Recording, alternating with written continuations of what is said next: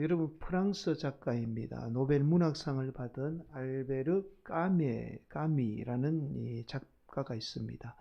이 작가는 우리 사회의 희망이 오히려 인간을 절망에 빠뜨린다라고 그렇게 말을 합니다. 여러분 가령 예를 들어서 어린아이가 어릴 적부터 믿어왔던 이 산타크로스가 실제로 존재하지 않는다는 사실을 알게 되면 아이들이 그 사실을 알고는 절망에 빠진다는 거예요. 그러니까 괜한 아이들에게 희망을 주어서 나중에는 크리스마스 때 실제 산타크로스가 존재하지 않는다는 이 사실을 알게 되면 더 많은 아이들이 절망에 빠지게 된다라는 겁니다. 여러분 오늘날 과학과 인간의 이성의 발달로 인해서 인간에게 과도한 희망이 오히려 두 번의 세계대전을 낳게 되었고 결국 인류는 잿더미 가운데 분노와 상실감만 남게 되었다라고 그렇게 주장을 합니다. 여러분 알베르 까미는요, 인간이 희망을 품고 발전해온 이 이성과 과학기술이요, 이 과학기술 때문에 오히려 두 번의 세계대전이 일어나는 이 원인이 되었고, 그리고 그 세계대전으로 인해서 수많은 사람이 목숨을 잃게 되었다라는 겁니다. 그래서 오늘날은 이 알베르 까미를요, 단순히 작가로만 생각하지 않고 말하지 않고 실존주의 철학자라고도 그렇게 말을 합니다. 여러분 이처럼 인간을 절망과 상실감에 빠뜨리는 것은 우리 사회가 만들어낸 과도한 희망에서부터 비롯돼요.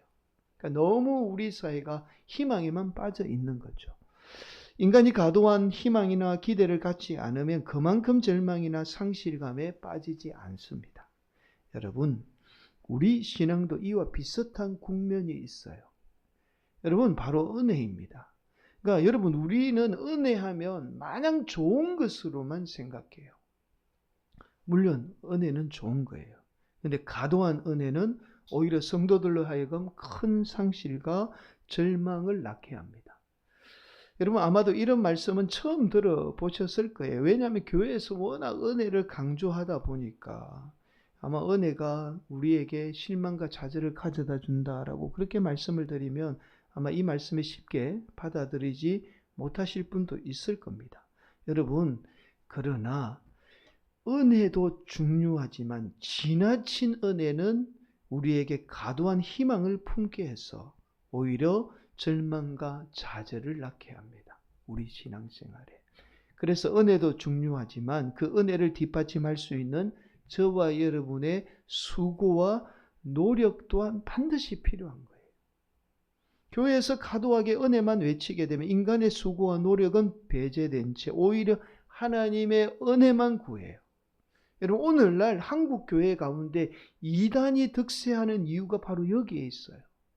그러니까 지나친 은혜가 성도들로 하여금 수고와 노력은 하지 않고 하나님의 은혜만을 쫓게 만드는 거예요. 사랑하는 성도 여러분, 하나님은 오늘도 저와 여러분에게 은혜를 주시는 분이지만 또한 반드시 우리의 수고와 노력을 배제하지 않는다는 사실을 반드시 기억해야 합니다. 오늘도 우리 성도들이 하나님의 은혜 가운데 우리의 노력과 수고로 하나님의 복을 누리는 복된 성도들이 되시기를 간절히 축복합니다. 여러분 오늘 본문 11절은 이렇게 말씀해요. 그날 밤에 주께서 바울 곁에 서서 이르시되 담대하라, 내가 예루살렘에서 나의 일을 증언한 것 같이 로마에서도 증언하여야 하리라 하시니라. 여러분 사도 바울이 지금 예루살렘에서 복음을 전했어요. 많은 사람들 앞에 복음을 전했는데 그런데 하나님이 갑자기 사도 바울에게 로마에서도 복음을 전하게 되리라고 지금 말씀하고 있는 겁니다. 사도 바울이 로마에서 복음을 전하게 된다는 말씀은 단순히 로마에서 복음을 전한다는 말씀이 아니에요. 여러분 당시 로마는 세계 중심이죠. 여러분 당시는 로마 제국이 세계를 지배하던 시대입니다. 그 로마 제국의 중심이 로마라는 도시이죠. 오늘날로 치면 미국의 뉴욕도 비교는 사실 안 돼요. 지금은 패권이 중국으로 많이 넘어갔기 때문에 뉴욕도 비교가, 로마는 완전히 세상의 중심이었던 겁니다. 여러분 만약에 하나님이 저에게 그렇게 말씀한 건 아니에요. 만약에 저에게 뉴욕에서 복음을 전하게 된다라고 말씀하셨다면 이 말씀의 의미가 제가 단순히 뉴욕의 길거리에서 예수 믿으세요라고 복음을 한 번 전하는 것을 의미할까요? 아니면 제가 뉴욕에서 복음을 전해서 뉴욕이라는 세계의 중심 도시가 복음으로 변화되는 것을 말씀할까요? 무엇을 말씀할까요? 여러분, 당연히 후자입니다. 왜냐하면 실제로 사도 바울이 로마의 복음을 전함으로 거대한 로마 제국이 복음으로 완전히 변화되었어요. 그래서 여러분, 오늘 본문은 단순히 사도 바울이 로마의 복음을 전한다는 말씀이 아니라 복음 때문에 로마 제국이 변화된다라는 그 의미가 포함된 말씀이에요. 여러분, 그래서 오늘 본문에서 하나님이 사도 바울에게 로마에서도 복음을 전하게 되리라는 말씀은 당시 세계의 중심인 로마가 사도 바울이 전한 복음으로 인해서 변화된다라는 깊은 의미가 내포되어 있는 겁니다. 그래서 오늘 본문에서 로마에서도 정언하리라는 말씀은 단순히 사도 바울이 로마에서 복음을 전한다는 단순한 의미의 말씀이 아니에요. 여러분, 여기까지만 보면 우리 하나님이 얼마나 은혜로우신 분인지 모릅니다. 지금 사도 바울이 예루살렘에 와서 비록 고통을 당하고 있지만 근데 하나님이 사도 바울에게 희망적인 메시지를 준 거예요. 야, 이건 아무것도 아니야. 넌 로마가 기다리고 있잖아. 거대한 로마도 가서 복음도 전하고 그 로마가 변할 거야 라고 이렇게 은혜롭게 이 사도 바울을 지금 힘든 가운데 하나님이 희망을 주고 있는 겁니다. 그런데 오늘 본문에 의하니까 사도 바울을 죽이려고 했던 사람이 40여 명이나 되었다고 말씀해요. 여러분, 단순히 사도 바울을 죽이려고 한 것이 아니라 이 사람들이 사도 바울을 죽이기 전까지는 먹지도 않고 마시지도 않겠다고 맹세한 사람이 무려 40여 명이었어요. 여러분, 오늘 본문 12절 13절 나리샘에 유대인들이 당을 지어 맹세하되 사도 바울을 죽이기 전에는 먹지도 아니하고 마시지도 아니하겠다 하고 이같이 동맹한 자가 40여 명이더라. 여러분, 한 명도 아니고 40여 명이 작정하고 지금 사도 바울을 죽이려고 한 거예요. 한 명도 아니고 40여 명이 마음 먹고 한 사람 죽이려고 하면 그 사람 아무것도 못합니다. 그렇잖아요. 심지어 두려워서 문 밖에 나가지도 못해요. 그런데 사도 바울을 죽이려고 먹지도 마시지도 않고 맹세한 사람이 무려 40여 명이 되었다는 것은 이것은 사도 바울이 두려움을 넘어서 아무것도 할 수 없는 상황에 지금 내몰려 있다는 거예요. 여러분, 얼마 전에 저희 가정에 큰 행사가 있었습니다. 저희 가정의 1년 중에 가장 큰 행사예요. 그래서 미리 긴장하며 제가 이 날을 준비를 했습니다. 항상 이 날만 되면 제가 긴장을 합니다. 무슨 날인지 좀 궁금하실 건데요. 바로 저의 아내의 생일날이에요. 네. 저 개인적으로는 1년 중에 가장 큰 행사입니다. 왜냐하면 이 날을 잘 보내야 1년이 행복합니다. 제가. 네, 공감하시는 분 많으시죠? 그래서 요즘에 핫하다는 뷔페를 방문하게 되었어요. 여러분, 요즘 식당을 방문할 일이 있으면 처음 방문하는 식당은 이제 방문할 일이 있으면 습관적으로 식당의 리뷰 있죠. 이렇게 글에 리뷰, 인터넷에 달려있는 리뷰를 살펴봅니다. 근데 저희가 가려고 했던 뷔페의 리뷰가 너무 혹평해요. 별점이 이제 뭐 5개부터 이렇게 달잖아요. 근데 별점이 다 하나예요. 그래서 이 뷔페를 가야 하나 뭐 망설이고 있는데 그래도 그날의 주인공이 가자고 하니까 제가 어쩔 수 없이 가게 된 거예요. 근데 그 뷔페에 가서 음식을 먹는데 음식이 너무 맛있는 거예요. 이 리뷰에서 말한 것처럼 형편없는 뷔페가 아니었습니다. 더군다나 가보니까 그 집에서 사람들이 밥을 먹기 위해서 줄을 서 있는 거예요. 대기줄이 막 엄청난 겁니다. 그때 제 머리를 스친 생각이 이 집이 장사가 잘 되니까 누군가 의도적으로 리뷰를 그렇게 남겼구나. 그렇게 생각이 들었어요. 여러분, 요즘 이런 사람들 많아요. 여러분, 그래서 누군가 마음 먹고 그 사람 망하게 하려고 하는 한 사람만 있어도 여러분, 그렇잖아요. 가게가 망하는 시대. 여러분, 그래서 오늘 본문에 한번 보세요. 3명만 있어도 그 가게가 망하는데 지금 40여 명이 먹지도 않고 마시지도 않고 한 사람 죽이겠다고 지금 맹세하고 지금 그렇게 물도 마시지도 않고 먹지도 않고 지금 그렇게 어떻게 해요? 지금 버티고 있는 거예요. 여러분, 이건 우리가 상상할 수 있는 그 두려움의 차원이 아닙니다. 어쩌면 사도 바울의 인생에서 가장 두려웠던 순간이 오늘 본문의 순간이에요. 여러분, 사도 바울이 하나님의 말씀대로 예루살렘 왔어요. 그랬더니 이번에는 하나님이 로마에 가라는 아주 희망적인 메시지를 주신 겁니다. 그런데 40여 명의 사람들이 지금 사도 바울을 가로막고 있어요. 사도 바울은 이제 40여 명에 의해서 꼼짝없이 죽을 신세에 놓여 있었던 겁니다. 근데 이 40명이 그냥 40명이 아니잖아요. 무장한 40명이에요. 사도 바울을 죽이려고 지금. 그렇게 무장한 40여 명이 한번 생각해 보세요. 여러분, 우리가 서울에 살고 있는데 서울에서 지금 나 죽이려고 하는 사람이 곳곳에 40여 명이 숨어 있습니다. 어디에서 나타날지 몰라요. 어디에서 칼을 들고 나에게 덤벼들지 모르는 거예요. 그럼 우리가 문 밖에 나갈 수 있을까요? 없는 거죠. 아무것도 할 수 없는 현실에 놓이는 거예요. 여러분, 그런데 우리가 주목해야 할 사실은 이러한 사건이 바로 하나님이 사도 바울에게 로마에서도 복음을 전하게 되리라는 희망적인 말씀 이후에 이 사건이 일어났다는 거예요.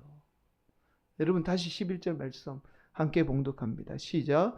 그날 밤에 주께서 바울 곁에 서서 이르시되 담대하라. 내가 예루살렘에서 나의 일을 증언한 것 같이 로마에서도 증언하여라 하시리라. 아니, 능력 많으신 하나님이면 사도 바울에게 로마에서 증언하리라라고 말씀하셨다면 좀 비행기를 태워서라도 좀 로마에다가 탁 데려놓고 그렇게 사도 바울이 복음을 전하도록 하는 게 능력 많으신 하나님이면 그렇게 하는 게 맞지 않을까요? 아니면 당시에 비행기가 없다면 하늘에서 불병거가 내려와서 사도 바울을 탁 태우고 로마에까지 날아가서 복음을 전해야 하는 게 맞지 않습니까? 희망적인 메시지를 주셨으면 그렇게 해야 되잖아요. 근데 본문은 적어도 여러분, 사도 바울 눈앞에 사도 바울을 죽이려고 해란이 되어 있는 이 40여 명은 지금 이 상황과 너무 맞지 않는 거예요. 희망적인 메시지와는 너무 맞지 않는 겁니다. 그런데 여러분, 오늘 본문은 여기에서 끝나지 않고 반전이 있어요. 사도 바울을 죽이려고 했던 40여 명 때문에 오히려 사도 바울은 더 안전하게 로마를 향하게 됩니다. 그 말씀이 23절 말씀 이렇게 말씀하죠. 백부장 둘을 불러 이르되 밤 제3시에 가이사라까지 갈 보병 200명, 기병 70명과 창병 200명을 준비하라 하고. 지금 하나님이 몇 명을 예비하고 계신 거예요? 계산이 안 되죠? 제가 그래서 계산해 보겠습니다. 200명, 70명, 200명, 그럼 몇 명이죠? 470명의 도와. 여러분, 이게 하나님의 역사입니다. 우리가 생각하는 비행기나 불병거가 하나님의 역사가 아니라 470명이라는 병사가 바로 하나님의 역사였던 거예요. 여러분, 사도 바울이 지금 로마에 복음을 전하기 위해서 470명이라는 보디가드를 하나님이 예비하고 계셨던 겁니다. 여러분, 470명 보디가드 사도 바울이 고용할 수 있을까요? 고용할 수 없어요. 죽었다 깨어나도 돈이 아무리 많아도 고용할 수 없습니다. 그러나 하나님은 사도 바울에게 하신 말씀을 이루기 위해서 470명의 보디가드를 준비하셨던 거예요. 그렇다면 당연한 말씀이지만 우리는 이런 결론에 도달할 수 있습니다. 지금 저와 여러분이 당하는 고난, 아픔은 다 하나님의 뜻과 계획이 있다는 결론에 도달하게 되는 거예요. 당연한 말씀 같지만 그러나 여러분, 고난이나 아픔을 당한 사람에게는요, 이 당연한 말씀도 당연하게 들리지 않습니다. 실제로 힘든 일을 당하게 되면요, 이러한 하나님의 뜻과 계획이 있습니다라고 말씀해도 그 계획 같아 보이지 않죠. 지금 당장 내 눈앞에 있는 40여 명만 보입니다. 그게 우리 인생이잖아요. 사도 바울도 47명의 보디가드는 생각하지 못했을 겁니다. 왜냐하면 내가 또 다른 곳으로 끌려가는가 보다라고 그 정도로 생각했을 거예요.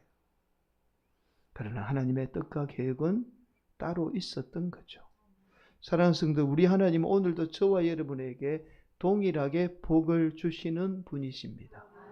오후에 살펴볼 말씀이지만 창세기 12장 2절 이렇게 말씀하죠. 내가 너로 큰 민족을 이루고 내게 복을 주어 내 이름을 창대하게 하리니 너는 복이 될지라. 하나님이 저와 여러분에게 복을 주실 때는 그냥 은혜로 주는 게 아니고 그 복에 합당한 노력과 수고가 반드시 수반됩니다. 오늘도 하나님은 저와 여러분에게 그렇게 복을 주시는 분이에요. 저와 여러분이 그 복에 합당한 노력과 수고가 수반될 때 하나님은 저와 여러분의 인생에 로마라는 거대한 축복을 허락하시는 거예요. 오늘날 교인들이 이 하나님의 뜻과 계획을 바라보지 못하는 데 문제가 있어요. 조금만 어렵거나 힘든 일이 있으면 포기하고 낙심합니다. 심지어요, 하나님을 원망해요. 교인들이 교회에서 섬기지 않으려고 해요. 좀 힘든 일 하자고 하면 그냥 안 된다는 거예요. 해보지도 않고 안 된다는 겁니다. 온통 은혜만 받으려고 해요. 그래서 오늘날 한국교회는 은혜주의에 빠져 있어요. 이 은혜주의에 빠져 있다는 것은 아무 수고와 노력 없이 복만 받으려고 하는 거고, 이 은혜주의가 지금 한국교회를 어떻게 해요? 무능한 교회로 만들어버리는 거예요. 제가 이번 한 주에 읽었던 책 가운데 이런 책이 있습니다. 미국의 지금 베스트셀러 책이에요. 편안함의 역습이라는 거예요. 여러분, 인류는 최근 20-30년 동안 이렇게 편안한 적이 없었다는 거예요. 우리 인류가 20-30년 동안 이렇게 발전하면서 편안하게 됐다는 거예요.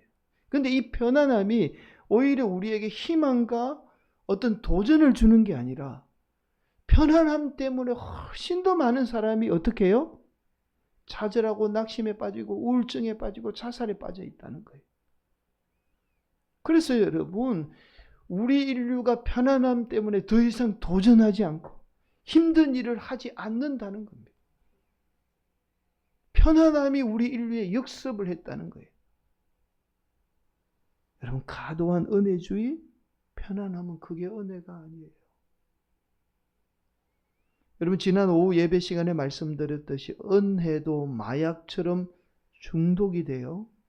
은혜에 중독이 되면 은혜로운 곳만 쫓아다닙니다. 오늘날 한국교회가 무능한 교회가 된 것은 은혜주의에 빠져 있는 거예요. 이 나라 이민족뿐만 아니라 오늘날 한국교회가 이렇게 복을 받게 된 것은 믿음의 선조들의 피나는 희생과 수고가 있었기에 이 나라 이민족뿐만 아니라 한국교회가 이렇게 복을 받게 된 거예요. 그냥 하나님의 은혜로 복을 받은 게 아닙니다. 얼마나 우리 믿음의 선조들이 교회를 위해서, 이 땅을 위해서 수고하고 희생하신지 몰라요. 오늘 이런 희생이 있나요? 수고가 사라졌잖아요. 교회 와서 그냥 은혜만 받으려는 거예요. 사랑하는 성도 여러분, 저와 여러분 하나님의 분명한 약속이 있는 인생이에요. 하나님의 약속은 절대로 변하지 않아요. 왜냐하면 하나님의 약속에 예수님의 목숨이 걸려 있는 거예요. 하나님은 저와 여러분과 약속할 때에 어떻게 약속을 하셨냐면 하나님의 하나밖에 없는 독생자 예수 그리스도의 목숨과 대신 약속을 한 거예요. 그래서 하나님이 저와 여러분에게 복을 주시겠다는 약속은 하나님은 포기할 수 없는 약속이에요. 우리는 포기할 수 있어도 하나님은 절대 포기 못해요. 여러분, 누가 자신의 자식의 목숨과 바꾼 그 약속을 함부로 져버리겠습니까? 절대로 져버리지 않는 거예요. 그래서 하나님은 오늘도 저와 여러분에게 반드시 복을 주시기를 원하시는 분이에요. 그러나 그 복에는 저와 여러분의 수고와 희생이 반드시 필요하다는 겁니다. 희생과 수고 없이 어떠한 복도 하나님이 허락하지 않는다는 거예요. 사랑하는 성도 여러분, 오늘도 우리 성도들이 그 하나님의 약속을 믿고 희생과 수고를 통해서 하나님이 예비하신 로마라는 거대한 축복을 소유하는 복된 성도들이 되시기를 간절히 축복합니다. 반드시 그 복은 이루어질 줄 믿습니다. 여러분, 요즘에 제가 주일날 저녁만 되면 빠짐없이 보는 예능이 있어요. 한참 인기리에 방영되고 있는 스포츠 예능입니다. 그러니까 스포츠를 통해서 예능과 함께 이렇게 결합된 프로그램이에요. 바로 이제 신인 감독 김연경이라는 프로그램입니다. 여러분 한번 보신 분이 계실 거예요. 여자 배구 선수 김연경 잘 아시죠? 작년에 은퇴했습니다. 자, 이 분이 이제 이 프로그램에서 처음으로 신인 감독에 데뷔하게 된 겁니다. 자, 김연경 선수가 맡은 팀이 바로 언더독스라는 팀이에요. 여러분, 언더독이라는 말이 어떤 뜻이냐면 경쟁 상황에서 승리 가능성이 전혀 없는 개인이나 팀, 집단을 가리키는 말이 언더독이에요. 그러니까 이 배구팀의 이름처럼 언더독스 선수들은 주로 실력이 없어서 프로팀에 가지 못하거나 아니면 나이가 많아서 아니면 실력 때문에 프로팀에서 쫓겨난 선수들로 구성이 된 팀입니다. 그래서 이 언더독스라는 팀은 개인마다 각자 사연이 다 있어요.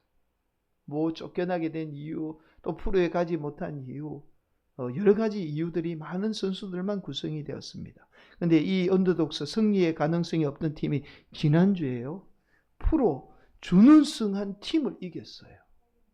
프로 준우승한 팀을 이겼다는 게 별로 놀라운 일이 아닌 것 같지만 여러분, 실업팀 선수와 이 실력이 안 되는 방출된 선수들이 현역 선수를 이겼다니까요.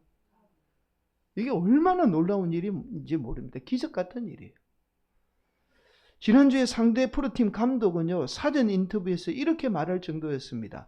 그냥 다리만 꼬고 있다가 구경만 하고 가겠습니다. 그렇게 비꼬았어요. 이 선수들을 너무 잘 알고 있으니까 이 선수들이 우리 선수들을 도저히 이길 수 없다는 거예요. 그 감독이 사전 인터뷰하면서 뭐 작전 타임 한 번도 할 그런 실력도 안 되니까 일어나지도 않고 그냥 다리만 꼬고 있다가 그냥 구경하고 가겠습니다. 그렇게 인터뷰를 한 거예요. 그런데 이 프로팀이 진 겁니다.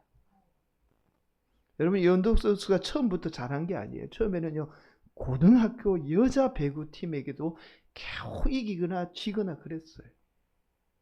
그런데 다들 김연경 감독에 대해서 선수로서는 훌륭하지만 감독은 다를 거라는 이 예상과 달리 상대 선수들을 철저하게 분석하고 심지어 자기 선수들을 철저하게 분석을 한 거예요. 부족한 게 뭔가를 막 이렇게 막 해가지고 거기에 맞게 막 강도 높은 훈련을 시킨 겁니다.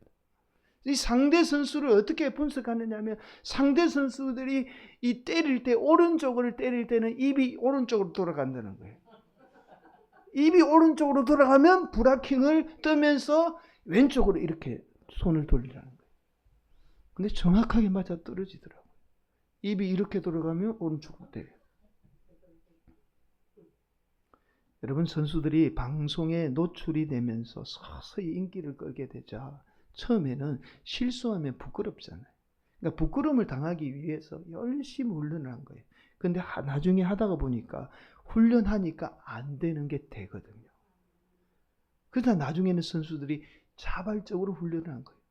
훈련이 끝나도 밤새도록 자기들이 배구공을 만지고 뛰고 막 숙소에서도 밤이 늦도록 그렇게 훈련을 하더라고요. 여러분, 그래서 그냥 김연경이라는 이 지도자에 의해서 훌륭한 팀으로 거듭난 게 아니라 선수들의 피나는 노력과 훈련이 있었기에 만연 언더독, 만연 안 되는 팀이 그 상황을 벗어나고 프로팀 준우승 팀까지도 이겨낼 수 있는 팀으로 거듭나게 된 거예요. 사랑하는 성도 여러분, 저와 여러분은 얼마나 감사한지 몰라요. 세상 사람들은 그렇게 노력해도 복을 받지 못하는 사람들이 너무나 많잖아요. 근데 저와 여러분은 앞서서 말씀을 드렸듯이 하나님이 약속하신 거예요.